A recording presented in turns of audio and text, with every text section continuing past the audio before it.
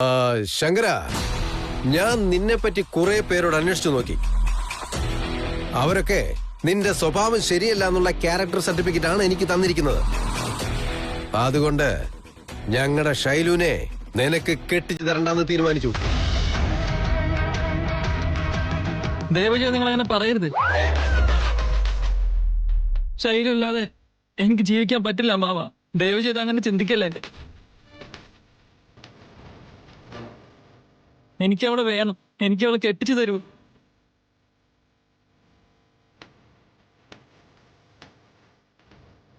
എന്ന് ഞാൻ കെഞ്ചുമെന്ന് കരുതിയോ?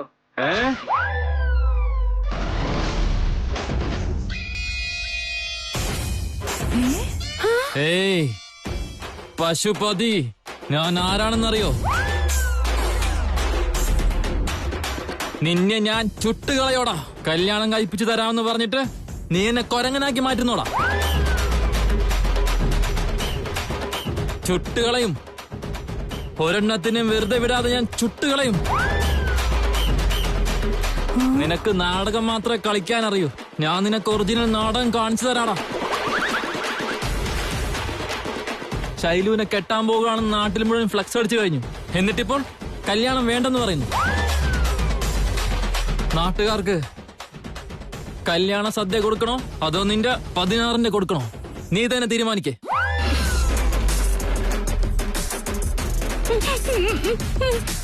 മുതലാളി, മുതലാളി, ആ പലിശക്കാരൻ ശങ്കരൻ തന്ന ചെക്ക് ഫേക്കാ. ബാങ്കുകാരാണെങ്കിൽ എന്നെ പോലീസ് ഏൽപ്പിക്കാൻ പോയതാ. ഓ, അതും മനസ്സിലായോ? ചോദിക്കുമ്പോ ക്യാഷ് തരാൻ ഞാൻ നിന്റെ ആരാടാ? അവളെ ഞാൻ കണ്ടു, എനിക്കിഷ്ടപ്പെട്ടു. 3-4 മാസം എന്റെ കൂടെ നടന്നിട്ട് അവളെ അങ്ങ് ഒഴിവാക്കും. അതാണ് എന്റെ തീരുമാനം.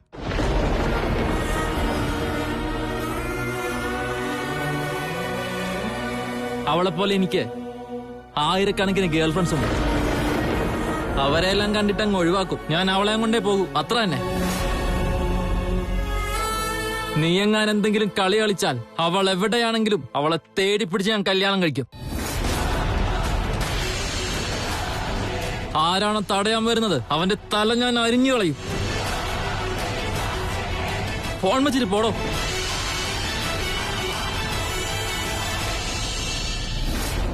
ജീവിതത്തിൽ ഞാനെന്തോ ഒരു വലിയ കാര്യം ചെയ്തെന്നൊരു അഹങ്കാരം ഉണ്ടായിരുന്നു എനിക്ക്. എന്നാൽ എന്റെ ഈ കുടുംബത്തിലുള്ളവർ തന്നെ എന്നെ എതിർത്ത് നിൽക്കുമ്പോൾ ഞാൻ എന്തുണ്ടാക്കിയിട്ട് എന്ത് പ്രയോജനം? ഈ വീട്ടിൽ ആരും എന്നെ മനസ്സിലാക്കുന്നില്ല എന്നുള്ളതാണ്. എന്റെ മക്കള് നന്നായിരിക്കണമെന്നും എന്റെ കുടുംബം നന്നായിരിക്കണമെന്നും ഓർത്താണ് ഞാൻ ഇതൊക്കെ ചെയ്തു കൂട്ടുന്നേ. അപ്പോ ഈ കുടുംബത്തിലെ എല്ലാവരുടെ മുന്നിൽ ഞാനിപ്പോ ഒരു ശത്രുവിനെ പോലെയാ. ആ ശിവാനിയെ എങ്ങനെയെങ്കിലും കൊന്നു കളയണമെന്ന് വിചാരിച്ച ഞാൻ ഈ രൂപത്തിലേക്ക് മാറിയത്. പക്ഷെ അവൾ ഇന്ന് ജീവനോടെ ഇല്ലെന്നറിയുമ്പോ ഞാൻ ഈ രൂപത്തിലേക്ക് മാറിയിട്ട് എന്ത് പ്രയോജനം? എനിക്കെന്റെ വീട്ടുകാരുടെ സ്നേഹം വേണം. അവരെന്നെ പഴയതുപോലെ സ്വീകരിക്കണം. പക്ഷെ ഇന്ന് എന്റെ മകള് എന്നെ സംശയത്തോടെ നോക്കുക. എന്റെ മകൻ എന്നീ നകന്നകന്ന് പോവുക. ഇതെല്ലാം കാണുമ്പോ ഞാൻ എന്തിനീ രൂപം എടുത്ത് അണിഞ്ഞു എന്ന് എനിക്ക് തോന്നിപ്പോവുക. എന്ത് ചെയ്യണമെന്ന് എനിക്കറിയില്ല. ദയവ് ചെയ്ത് നിങ്ങൾ എന്ത് ചെയ്തിട്ടാണെങ്കിലും ശരി, എനിക്ക് എന്റെ പഴയ രൂപം തിരിച്ചു കിട്ടണം. അതിനുള്ളത് ഒരേ ഒരു വഴി. എന്താണ് ആ വഴി? വേഗം പറ. ഞങ്ങളുടെ ആത്മാവ് പരകായ പ്രവേശം നടത്തി നിനക്ക് വീണ്ടും പഴയ രൂപം വരണമെങ്കിൽ അതിനായി നീ എന്ത് ചെയ്യണമെന്നറിയോ? നാഗമാണിക്യം ലഭിക്കണം. അതിന്റെ ശക്തി ഞങ്ങൾക്ക് ലഭിക്കണം. ആദ്യം നീ അതെവിടെയാണെന്ന് കണ്ടുപിടിക്കേ. പിന്നീട് നിന്റെ രൂപം മാറ്റി തരിക എന്നത് ഞങ്ങളുടെ ദൗത്യമാണ്.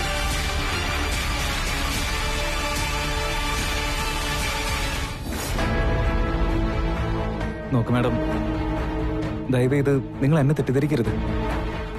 ഞാനാണെങ്കിൽ നിങ്ങൾ തമ്മിൽ അകലണം, നിങ്ങളുടെ മനസ്സിൽ വിഷമുണ്ടാക്കണം എന്ന് ആഗ്രഹിച്ച ആളെയല്ല. ഞാൻ ആദ്യമായിട്ട് ആ വ്യക്തിയെ കണ്ടപ്പോഴേ എനിക്ക് എന്തോ ഒരു സംശയം തോന്നിയിരുന്നു. നിങ്ങളുടെ കാര്യത്തിൽ ഞാൻ കുറച്ചൊക്കെ ഒന്ന് കൺസേൺഡ് ആയിരുന്നു. അതുകൊണ്ടല്ലേ ഇങ്ങനെയൊക്കെ ചെയ്യുന്നേ. ഉള്ള കാര്യം ഞാൻ പറഞ്ഞതേ ഉള്ളൂ. ഇപ്പൊ അവന്റെ സ്വഭാവം പുറത്തു വന്നില്ലേ?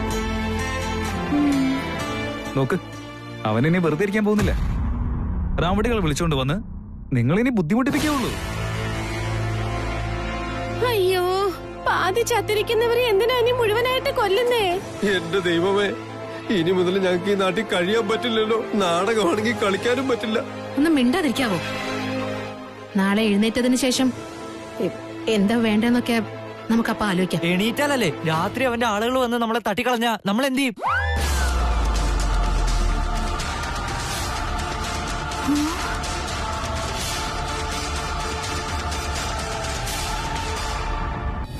ഓം ജ്വാലമാലിന്യേ നമഃ.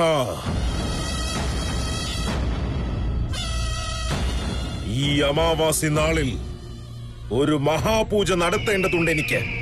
ഒരു ശിഷ്യനെങ്കിലും ഇല്ലാതെ പൂജ അപൂർണമാണ്. ഇത്തവണ ആര് സഹായിക്കും? ആത്മാർത്ഥതയുള്ള ശിഷ്യൻ ഭൂപതി മണ്ണടിഞ്ഞു പോയിരിക്കുന്നു. മറ്റാരാണ് എന്നെ സഹായിക്കുക? വരുന്ന ശിഷ്യൻ എന്നെ അനുസരിച്ച് നിൽക്കുന്ന ഒരുവനായിരിക്കണം. ഈ മഹാപൂജ ഞാൻ നടത്തിയെങ്കിലേ എന്റെ ശക്തി 10 മടങ്ങ് വർദ്ധിക്കുകയുള്ളൂ. ഈ പൂജ നടത്തിക്കഴിഞ്ഞാൽ ഞാൻ പിന്നീട് അജയ്യനായി മാറുന്നതാണ്. പൂജയ്ക്ക് ശിഷ്യനെ ആവശ്യമാണ്. ഈ പൂജയ്ക്ക് ഒരു ശിഷ്യനെ തരൂ എനിക്ക്. തായി ജ്വാലമാലിനി, എനിക്ക് വഴികാട്ടി തരൂ. എനിക്കൊപ്പം നിൽക്കുന്ന ഒരു ശിഷ്യനെ നീ എനിക്ക് കാട്ടിത്തരൂ.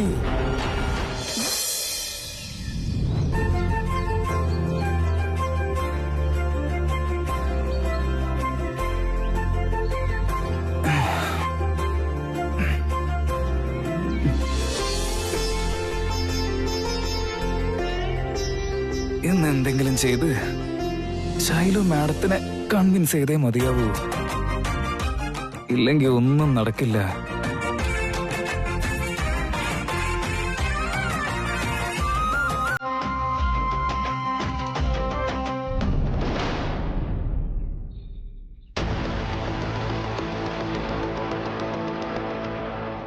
ഇതെന്താ അത്? ഈ വീട്ടില് ഒരാളെയും കാണുന്നില്ല. Madam, Shailu madam, Shailu madam, madam, madam, ഇതെന്താ സംഭവം? എവിടെയും കാണുന്നില്ല. സർ,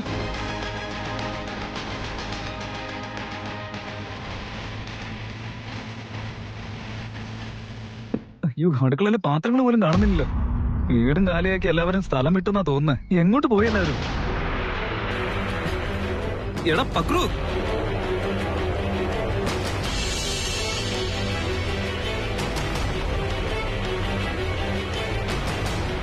ഇവനെന്തിനാ എന്നെ വിളിക്കുന്നേ? ഹലോ എടാ പക്രു, എവിടെയാ നീ? ഒന്നും പറയാതെ എവിടേക്ക് പോയതാ? ഹലോ ചേട്ടാ, തലയുണ്ടെങ്കിലല്ലേ വല്ലത് തിന്നാനെങ്കിലും പറ്റൂ. അത് പേടിച്ചിട്ടാ ഞങ്ങളെല്ലാം അങ്ങ് എസ്കേപ്പ് ആയി. അല്ല, എന്നോട് അങ്ങനെ ഒന്നും പറയാതെ പോയാലെങ്ങനെ? ഞാൻ പറയുന്നത് കേക്ക്. ചേട്ടൻ വേറെ വല്ല നാടക കമ്പനി പോ, അതാണ് നല്ലത്. ഇവിടെ ഇങ്ങനെ നിന്ന് കഴിഞ്ഞാൽ നാടകവും ഇല്ല, പൈസയും ഇല്ല. അതുകൊണ്ടാ ഞാൻ പറഞ്ഞതൊന്ന് മനസ്സിലാക്ക്.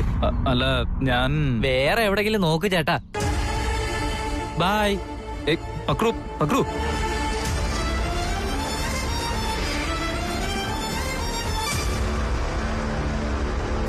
തൃശൂൽ എന്തു പറ്റി മോനെ?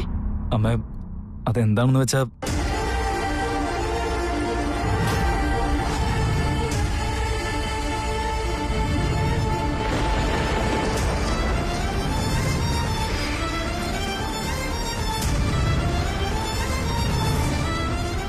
ഇത് സംഭവിച്ചത്. എനിക്കിപ്പോ എന്താ ചെയ്യേണ്ടത് ഒരു പിടിയും കിട്ടുന്നില്ലമ്മേ. നീ കെട്ടിയ വേഷം ബുദ്ധിമുട്ടുള്ളതാ മോനെ. ജയിക്കാൻ ബുദ്ധിമുട്ടാ, ജയിച്ചാലും നിലനിൽക്കാൻ ബുദ്ധിമുട്ടാ. എന്നാലും നമുക്ക് ജയിച്ചേ മതിയാകും. അമ്മ എന്താ പറയുന്നതെന്ന് എനിക്ക് മനസ്സിലാവുന്നില്ല.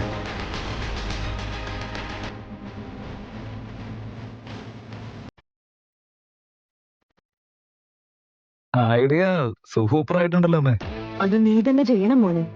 ശരി അമ്മേ, എന്നാ പിന്നെ നമുക്ക് ആ സ്ഥലത്ത് തന്നെ വെച്ച് കാണാം. ഓക്കെ.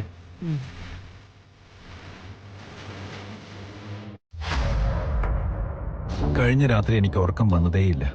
രാത്രിയെല്ലാം നാഗമാണിക്യം അന്വേഷിക്കുന്ന കാര്യം ചിന്തിക്കുകയായിരുന്നോ? ഇല്ല, എന്റെ വീട്ടുകാരെയെല്ലാം എന്റെ കൺട്രോളിലേക്ക് കൊണ്ടുവരുന്ന കാര്യത്തെപ്പറ്റി ആലോചിക്കുകയായിരുന്നു. അവസാനം ഒരു വഴി തെളിഞ്ഞു വന്നു. എന്താ അത്? ഈ കാണുന്ന എല്ലാ സ്വത്തുക്കളും ദിഗ്വിജയന്റെ, അതായത് എന്റെ പേരിലാണ്.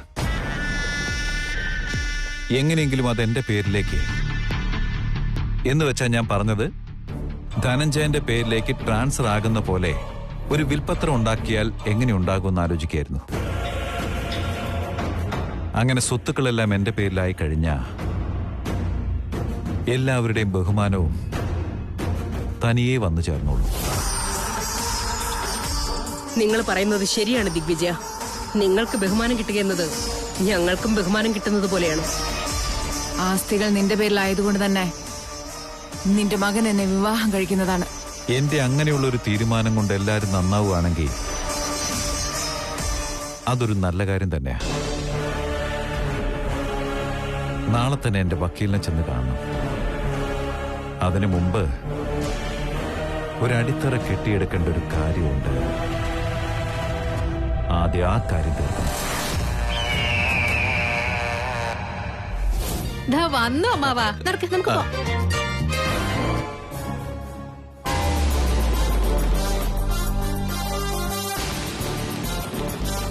നോക്കടി, വലിയ തറവാട്ടുകാരാ. ഈ വലിയ തറവാട്ടുകാർക്ക് ഏത് ബാധ്യമാണ് കയറി കൂടിയിരിക്കുന്നത് എനിക്ക് അറിയില്ല. ഞാൻ എന്തായാലും അവരെ വെറുതെ വിടില്ല. എനിക്കറിയാമല്ലോ, ഞാൻ ചോദിക്കാം. എന്താ നിങ്ങളുടെ പ്രശ്നം? Director sir. എന്ത് ഡയറക്ടറോ?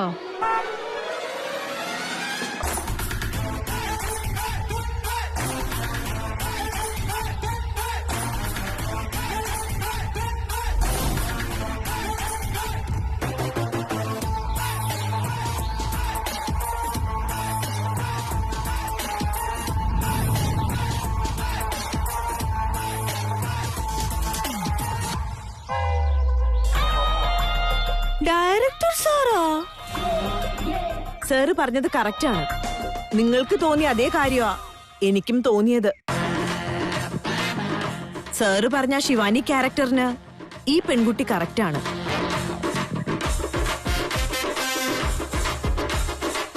എന്താ ക്യാരക്ടറോ? ശിവാനിയോ? ഹലോ, നിന്നെ ഞങ്ങള് വീട്ടിൽ ഒറ്റയ്ക്കാക്കിയിട്ട് മുങ്ങിയതിനാണ് ഇങ്ങനെയൊക്കെ പറയുന്നേ. ഞങ്ങള് ഞങ്ങളുടെ ജീവനെങ്കിലും രക്ഷിച്ചാൽ മതി എന്ന് പറഞ്ഞ് നാട് വിട്ടു പോവാ. നോക്ക് ശിവാനി, അല്ല ശൈലു, സോറി. നോക്ക്, ഞാനൊരു ഫേമസ് ഡയറക്ടറാണ്. ഇപ്പൊ തന്നെ ഒരു റിയാലിറ്റി ഷോ, 2 സീരിയല്, 4 സിനിമ എല്ലാം ഡയറക്ട് ചെയ്തിട്ടുണ്ട്. ഇപ്പൊ ഞാനൊരു പുതിയ റിയാലിറ്റി ഷോ ഡയറക്ട് ചെയ്യാൻ പോവുകയാണ്. അതിന്റെ പരിപാടി നടന്നുകൊണ്ടിരിക്കുക. അതിന് കണ്ടസ്റ്റൻസ് ആവശ്യമുണ്ട്. ഞാനൊരു ഡിഫറെന്റ് രീതിയിലാണ് ഓഡിഷൻ ചെയ്യാൻ പോകുന്നത്. ഞങ്ങള് കലാകാരന്മാരെ വിളിച്ചിട്ട് അവരെ ഓഡിഷൻ ചെയ്യില്ല. ഞങ്ങൾ തന്നെ നേരിട്ട് അവരുടെ അടുത്തേക്ക് പോയി എങ്ങനെ വേണോ അതുപോലൊക്കെ ചെയ്തിട്ട് ഇങ്ങ് വരും. ഈ ഓഡിഷൻ പ്രോസസ്സിലാണ് ഞാൻ നിങ്ങളെ കണ്ടതും നിങ്ങളെ ബുദ്ധിമുട്ടിച്ചതും ആക്ടിംഗ് പറഞ്ഞു തരാൻ പറഞ്ഞ് നിങ്ങളുടെ പുറകെ നടന്നതൊക്കെ.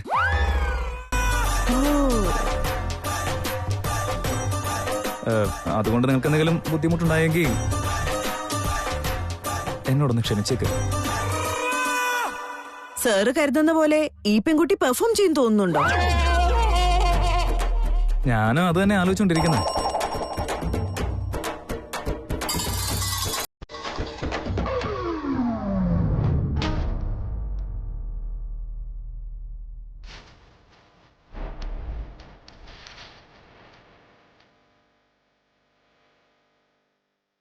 അമ്മേ, എന്താ മോനെ? വർഷങ്ങൾക്ക് ശേഷം ഞാൻ വീട്ടിലേക്ക് തിരിച്ചു വന്നപ്പോ ഒരുപാട് പ്രതീക്ഷകളുണ്ടായിരുന്നു. എന്നാൽ വീടും വീട്ടുകാരുടെ സ്നേഹമൊക്കെ എല്ലാം വെറും ഭ്രമമായിരുന്നു. ധനഞ്ജയ, എന്താ മോനെ നീ എന്താ ഇങ്ങനെയൊക്കെ പറയുന്നത്? എന്നെ വിശ്വാസമില്ലാത്തടത്ത് പിന്നെ ഞാനെന്തിനാ അമ്മേ? എനിക്ക് ഈ വീട്ടിൽ നിൽക്കാൻ തന്നെ തോന്നുന്നില്ല അമ്മേ. ഈ വീട്ടിൽ ഞാനിപ്പോ തനിച്ചായതുപോലെ തോന്നുന്നു എനിക്ക്. നീ വീട്ടിൽ വന്നത് അമ്മ, ബന്ധുക്കൾ, സ്വന്തക്കാർ എന്ന് കരുതിയല്ലേ? എന്നാൽ എല്ലാവർക്കും അത് മനസ്സിലാവുന്നതിന് മുമ്പേ ഈ ബന്ധം തന്നെ വേണ്ടെന്ന് വിചാരിച്ച് ഇവിടുന്ന് പോകുന്നത് ശരിയാണോ മോനെ? വീട്ടിലേക്ക് തിരിച്ചു വരുമ്പോ വീട്ടിലുള്ളവരുടെ സ്നേഹം എനിക്ക് കിട്ടുമെന്നാ വിചാരിച്ചേ. ഇവിടെ എല്ലാരും എന്റേതാണെന്നാ ഞാൻ കരുതിയത്.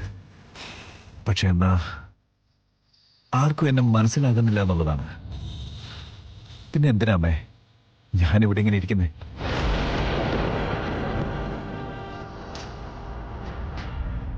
ധനജി, എന്താ മോനെ, എന്താ നീ ഇങ്ങനെയൊക്കെ പറയുന്നത്? നീക്കൊരു കാര്യം അറിയോ? ഞാനിപ്പോ ജീവിക്കുന്നത് തന്നെ മരിക്കുന്നതിന് മുമ്പ് ഒരേ ഒരു പ്രാവശ്യം നിന്നെ ഒന്ന് കണ്ടിട്ട് മരിക്കണമെന്ന് ആഗ്രഹിച്ചായിരുന്നു മോനെ.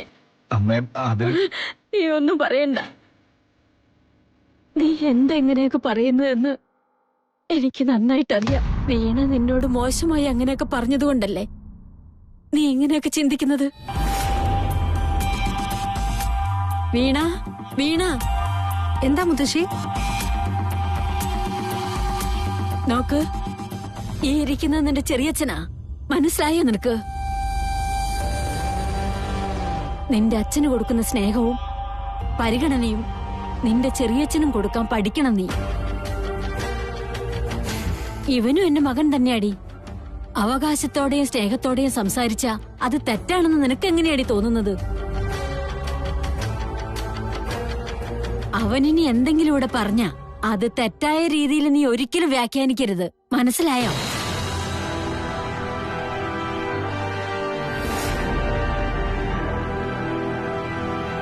ധനഞ്ജയ, നീ ഈ വീട് വിട്ടുപോകുന്നുള്ള സംസാരം നിന്റെ വായിൽ നിന്നെ ഒരിക്കലും വീഴരുത് മോനെ.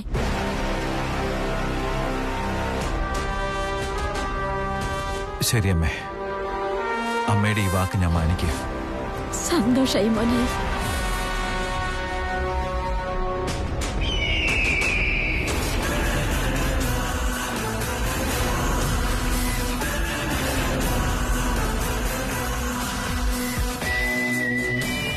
എന്തുകൊണ്ട് പറ്റില്ല? ക്യാരക്ടർ എന്താന്ന് പറ, സീൻ എന്താന്ന് പറ, ഡയലോഗ് എങ്ങത്താ സൂപ്പർ ആയിട്ട് ഞാൻ അഭിനയിച്ച് കാണിക്കാം. എന്നെ കുറിച്ച് കുറ്റം പറയാൻ ഞാൻ ചിലപ്പോ സഹിച്ചെന്ന് വരും, പക്ഷെ എന്റെ ആക്ടിങ്ങിനെ കുറിച്ച് പറഞ്ഞാലുണ്ടല്ലോ ഈ ശൈലുവിന് അത് സഹിക്കാൻ പറ്റിയെന്ന് വരില്ല. പറ, എന്താ റോള്, എന്ത് ക്യാരക്ടർ ചെയ്യണ്ടേ? അത് ഈ ക്യാരക്ടറിനെ പറ്റി അങ്ങനെ ഓപ്പൺ ആയിട്ട് ഇങ്ങനെ വഴി വെച്ചൊന്നും സംസാരിക്കാൻ പറ്റില്ല. ഇത് സ്ക്രീനിൽ വരുന്ന ക്യാരക്ടർ അല്ല, ജീവിച്ച് അഭിനയിച്ച് സ്ക്രീനിൽ വരുത്തേണ്ട ക്യാരക്ടറാ. ആ, ഇത് അങ്ങനെ ഒരു ഇമ്പോർട്ടന്റ് കഥാപാത്രം. എന്തോ വരാനുള്ളത് വഴി തങ്ങില്ല. എങ്ങനെയുള്ള ക്യാരക്ടർ ആണെങ്കിലും ശരി, ഈ ശൈലു അത് അഭിനയിച്ചു കഴിഞ്ഞാലേ ആ ക്യാരക്ടർ എനിക്ക് വേണ്ടി എഴുതിയതാണെന്നേ തോന്നും. അങ്ങനെ ഞാൻ അഭിനയിച്ച് കാണിക്കാം. ഈ ശൈലു എന്ന് പറഞ്ഞാലേ സ്റ്റൈലാ. പക്ഷേ എന്നാലും എന്താ, എനിക്കൊരു കണ്ടീഷൻ ഉണ്ടായിരുന്നു. അതിനൊക്കെ ആണെങ്കിൽ ഞാൻ റെഡി. എന്റെ പേയ്മെന്റ് കുറച്ച് കോസ്റ്റ്ലി ആണ്. ഓക്കേ. എനിക്കെന്റെ ട്രൂപ്പ് ഉണ്ടല്ലോ. അമ്മായിയും അമ്മാവനും എന്റെ കൂടെ തന്നെ വന്നോട്ടെ. കഥാപാത്രങ്ങൾ ആവശ്യമുള്ളപ്പോ നമുക്ക് നിങ്ങളുടെ ട്രൂപ്പിനെ കൂടി വിളിച്ചേക്കാം. അമ്മാവ, എന്തായാലും ഈ അടുത്തൊന്നും നമുക്ക് ഒരു ഷോയും ഇല്ല. നല്ല മണ്ടന്മാരാന്ന് തോന്നുന്നു. നോക്കി തന്നെ പേയ്മെന്റ് പറഞ്ഞു. 10-20 സ്ഥലത്തുനിന്നും നാടകത്തിന്റെ ബുക്കിംഗ് അഡ്വാൻസ് ഓൾറെഡി കിട്ടിക്കഴിഞ്ഞു. ഇപ്പൊ നിങ്ങളുടെ പ്രോജക്റ്റിലേക്ക് ഷൈലുവിനെ കൂട്ടിക്കൊണ്ടുപോയാ ആ അഡ്വാൻസ് പൈസ എല്ലാം തിരിച്ചു കൊടുക്കണോ? അതെന്തിനാ? ഞങ്ങള് തരാലോ. ഞാനാണ് മാനേജർ, എന്റെ ഭാര്യ മേക്കപ്പ് ആർട്ടിസ്റ്റ്. അപ്പൊ ഞങ്ങളുടെ പേയ്മെന്റോ? അതിനെന്താ, അത് എത്രയായാലും ഞങ്ങൾ തന്നാ പോരെ. Okay, double okay. ഇനി ഞങ്ങളുടെ ഷൈലുവിന്റെ പേയ്മെന്റ് ഒരു ദിവസത്തേന് 25,000 രൂപയാണ്. അത്രയുള്ളൂ? അതൊരു പ്രശ്നമല്ല. തങ്കമണി, മുത്തുമണി, നമ്മുടെ തുണിയും ബാഗുകളും എല്ലാം എടുത്ത് ആ കാറിൽ കൊണ്ടുവയ്ക്ക. എന്നിട്ട് നിങ്ങൾ നാട്ടിലേക്ക് പോയിക്കോ. ഷോ കഴിഞ്ഞ് കഴിയുമ്പോൾ നിങ്ങളെ ഞാൻ ഫോൺ ചെയ്ത് വിളിച്ചോളാം. ശിവാനി. അല്ല, ശിവാനി അത് ക്യാരക്ടർ അല്ലേ മോളെ, ഇനി മുതല് നിന്നെ അങ്ങനെ വിളിക്കൂ. അല്ല, ഹീറോ.